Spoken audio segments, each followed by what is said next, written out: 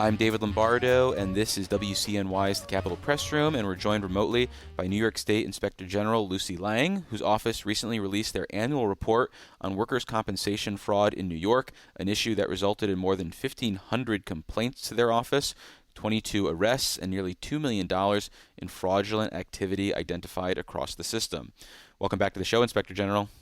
Thanks for having me on, Dave. You just summarized the report. I don't know what I'm going to share with your listeners for the next few minutes. Well, let's get into the weeds of how you actually went about accomplishing those arrests and handling those complaints, because a year ago, you and I were talking about the Workers' Compensation Fraud Report for 2024, and you mentioned the desire to increase resources for the Workers' Compensation Fraud Inspector General and their team, and taking a more holistic approach to this work. So I'm curious, as you look back on 2025, how has your capacity and approach to this issue changed or evolved since you took this office a few years ago now? Sure. Well, 2026 marks 30 years of the Workers' Compensation Fraud Inspector General's office and 10 years since the Workers' Compensation Fraud IG's office joined the New York State IG's office. So it has been evolving over these decades in really, really impactful ways. And I think we saw that in particular in 2025 when, as you mentioned, we have had an increase in complaints, a 50% increase in workers' compensation fraud related arrests, and have continued to take an interdisciplinary approach to all of these investigations, working alongside our partners at the Workers' Compensation Board. So in 2025, as you mentioned, we had more than 1,500 complaints, and we attribute that in part to a philosophy we are undertaking across the board in our office, which we think of as bringing the public into public integrity. And that really means kind of lifting the veil about what's happening in government and educating the public about both what we are doing to make sure that taxpayer dollars are spent properly and how they can help. So we've been all over the state doing trainings and educational forums and civic outreach opportunities to talk to New Yorkers about workers' compensation fraud, and the ways in which it impacts the integrity of the system overall. And we've seen that pay off in the increased number of complaints that have also led to increased number of verified findings, and as a result, consequences for folks who are defrauding the system. And can you talk about your relationship with, say, local prosecutors? Because there's a argument being made right now by the governor that the district attorney's offices around the state are kind of strapped, and that inhibits their ability to investigate and prosecute workers' compensation fraud to the full extent that they would like to. Is that something you've seen in practice at all? We're very fortunate to partner with DAs across the state in investigating and ultimately ensuring accountability in some number of these cases. But it is certainly the case that they can be a challenge to investigate, and that depending on the resources of any given DA's office, they may not be top priority. So part of what we are really working to do is to illuminate the fact that workers' compensation fraud is not a victimless crime. For one thing, it often accompanies other workplace violations and concerns, including there being unsafe conditions. For example, we had a case out of Brooklyn that involved a tobacco production plant that was employing workers without workers' compensation insurance, but also had any number of additional unsafe conditions. And that case was prosecuted by the Brooklyn District Attorney's Office, and the manager and owner of the plant were held accountable for the unsafe conditions and the absence of the safety net that workers' compensation provides to workers that has been so vital to New York State in particular over the course of more than a century. When we've talked about this in the past, you've stressed the idea of prioritizing certain cases, whether it represents maybe a systemic form of abuse or maybe the scale of it.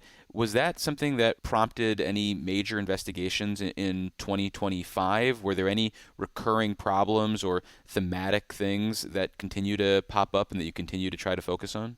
We see the whole range of kinds of fraud in the workers' compensation context.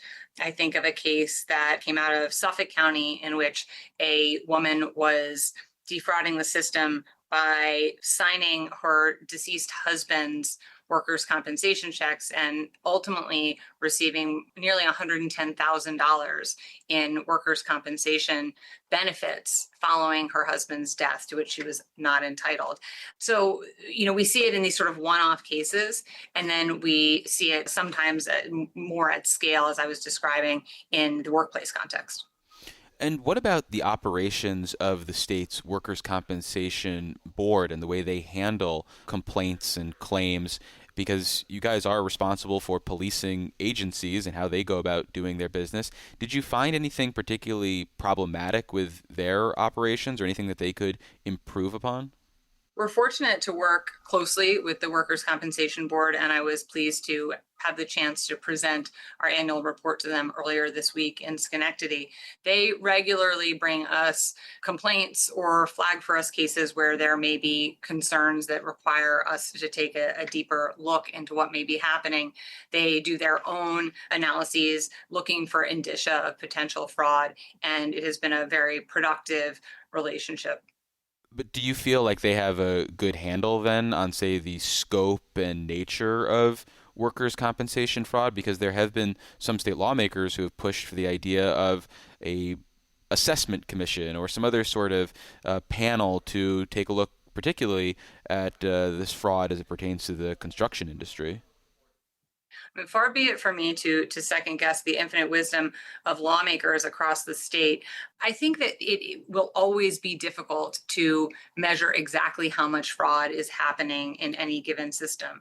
I do think that as we're seeing technology improve, that we are going to ultimately find that it is easier to detect indicia of fraud when we can review large amounts of data more quickly and without human eyeballs. That said, we are also concerned that AI may lead to alternative ways of people committing fraud, fake doctor's notes and things of that nature. So it is certainly possible that there is fraud that is going undetected in the system.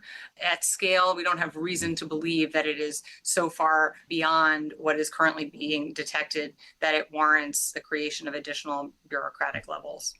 Well, I want to follow up on the potential use of new technology, but first, let me reintroduce you. For listeners just joining us, I'm David Lombardo, and this is WCNY's The Capitol Press Room, and we're speaking about workers' compensation fraud with New York State Inspector General Lucy Lang.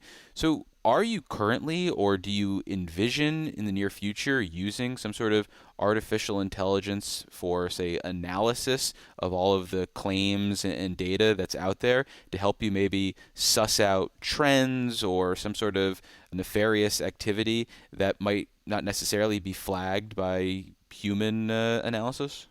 Like all of our counterparts across all levels of government, we are keeping a close eye on the evolution of artificial intelligence technology and thinking both about its potential benefits to investigations and the potential risks that it poses. And anything that we undertake in that vein will be done with an extreme attention to managing risk. So nothing yet?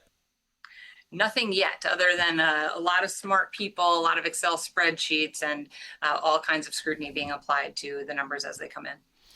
Well, your office has honed in on workers' compensation fraud in the State Department of Corrections, and it's something you and I have talked about in the past. And 2025 was a big year for the prison system, given the illegal strike and the decision to part way with a number of guards. I'm curious how, if at all, did that tumult potentially impact the presence of workers' compensation fraud among prison staff? Well, as you'll remember, David, I visited every prison in the state during the first year that I was Inspector General, and it was actually in a conversation with an incarcerated person that it was brought to my attention that there was such a severe staffing crisis. And when I asked the leadership what was causing it, I was told that it was in many facilities related to the sheer numbers of people who are out receiving workers' compensation. And that is for a number of reasons. For one thing, it is a very difficult job. There's no doubt that there are all kinds of strains on corrections staff, and all the more so during this really tragic year that we have behind us now. But we also know that there are some facilities across the state that have upwards of 40% of their security staff out receiving workers' comp. And notwithstanding what one might imagine, it is not because of contact with incarcerated folks. It tends to be from more standard workplace injuries. And there's no reason to believe in particular that it would be more likely that you would injure your wrist in a corrections facility than anywhere else.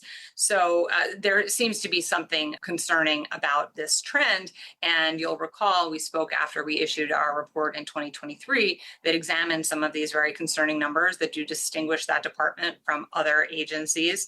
And what we found is that there is a lost wage benefit for corrections officers that replaces 100% of their income for at least 6 months without any restrictions on their movement, and delaying any financial or personal consequences to being out on compensation.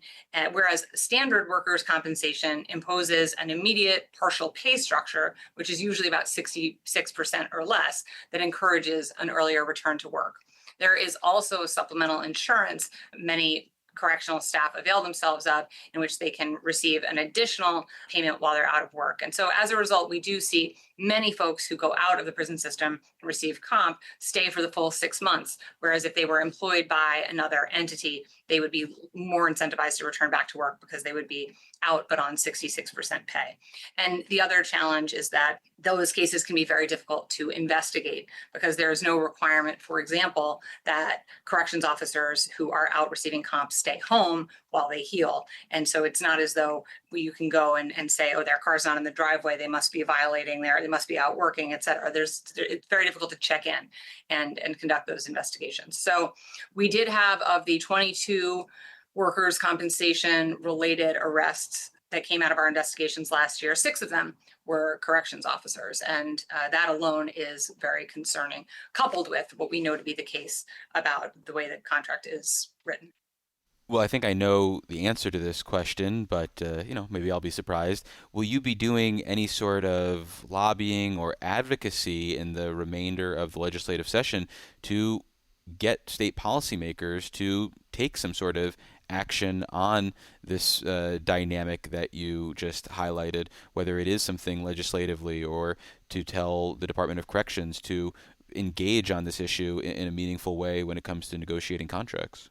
I see our job as Inspector General as one in which we call balls and strikes.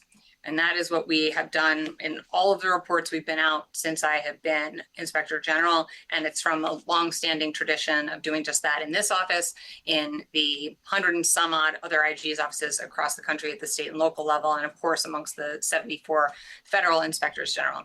So no, I will not be lobbying for change, but I have put out a report on the subject in full. I continue to report on the workers' compensation problem, continue to push out information about what we see as a deficiency in this. And we are certainly hopeful that folks who work in the other parts of government that are charged with making change are attuned to the work that we're doing. Well, do you get any queries from, say, state lawmakers or maybe the Department of Corrections who have follow-up questions about these reports and are maybe looking to bounce ideas off of you on how they should approach some of these policy questions moving forward? We are always happy to engage with folks who have questions about the office and about our work, and have been in regular conversation with the department and others about this particular concern. Well, unfortunately, that's all the time we have for this conversation. We've been speaking with New York State Inspector General Lucy Lang. Inspector General, thank you so much for making the time. Really appreciate it.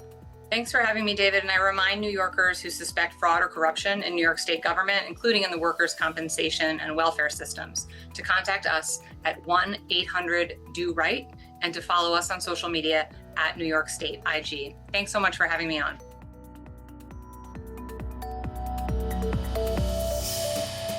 Support for the Capitol Press Room comes from O'Donnell and Associates, a public affairs firm providing strategic guidance to businesses and nonprofits on navigating policy and regulatory issues. More information is available at o'donnellsolutions.com.